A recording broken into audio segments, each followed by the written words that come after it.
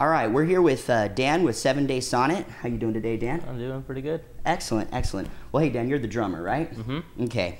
So, what made you get into drumming, and who are your influences that inspired you? I just at a real early age, I found myself always banging, tapping on stuff. Had some rhythm. I feel I had natural talent. I think I always liked the. I was always huge into sports, athletics. I kind of like the athletic aspect of.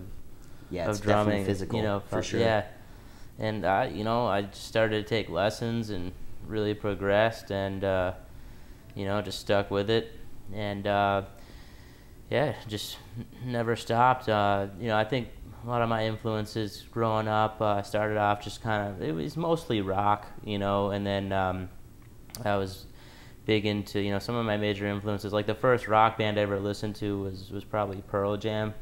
Like at a very young age, so I remember just that's how I learned how to play rock, was just jamming out to Pearl Jam songs at a real early age, and I just picked it right up, and then started to get a little more advanced into some more advanced technique. Guys like Jimmy Chamberlain, and then guys like Tim Alexander from Primus, and Carter Beauford, was a huge influence of mine from Dave Matthews Band, and it's quite a diverse list. Started to get a little heavier, and then I got really into Danny Carey for a while, and he's probably, I'd have to say, my biggest influence to this date, along with those other guys. Excellent.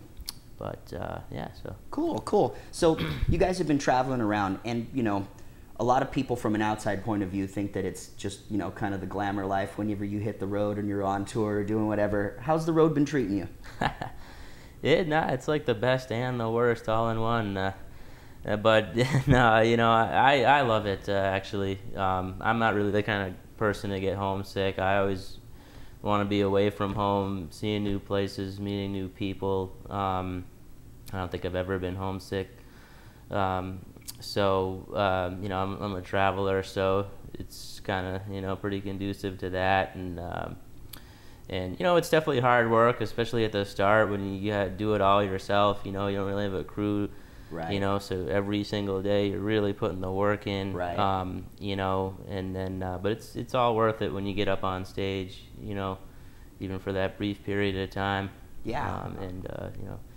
So it's been great, meeting a lot of new people. So since you've been traveling, you got any favorite places that you want to go back to, or just visit when maybe you're not playing? Yeah, I mean that's probably one of my favorite parts about touring, is the fact that you get to go to all these places that you probably would never have gone to, if it wasn't for this. Not that they're not places you would want to go to, but it's just, there's so many places, even in the country alone. Sure. You need an excuse to go.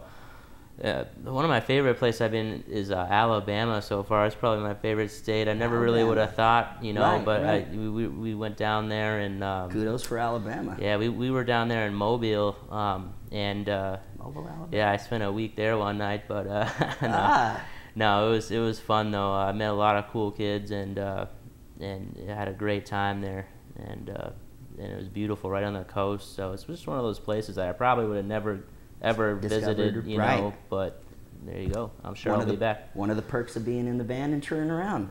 So aside from banging on the drums, what else do you like to play? I definitely have always been huge into athletics. I've played every sport growing up, and pretty much took athletics just as seriously as music all growing up. Probably athletics more for a longer period of time. Didn't really start getting serious about music until more recently, but I just came to that crossroads where it looked like I could actually have a better chance of making a career in music, so I just went for it. Definitely, I love to play tennis a lot. I'm actually a tennis pro. Wow. So, when I'm not doing this, I'm, teaching people how to play tennis and stuff back home, and Dan the Rockstar drummer, and in his side life is Clark Kent.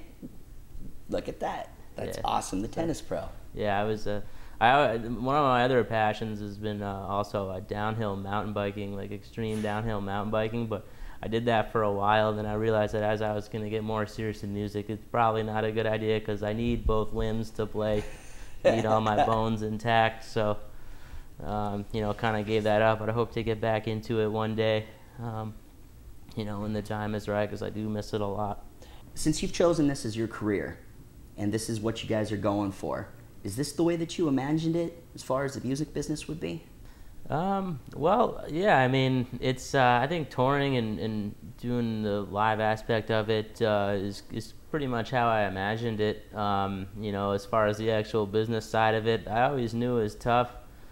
I didn't know it was going to be this tough. I mean, to be honest, what you kind of hear about, certain things about what it takes to really make it in this business turns out to be true, and then some, so it's, it's definitely a struggle at the start, but hey, these are the times we'll look back on and cherish the most. Yeah, well, as part of our press team, they working with us, they somehow they got Safer to approach us, asking. Safer magazine is a big online magazine for like S&M and like fetish kind of thing, like alternative lifestyles, and they wanted to do a feature on us because I guess they like to put rock bands in their issues, and they needed a story, so I had a good story, so I stepped up to the plate and delivered.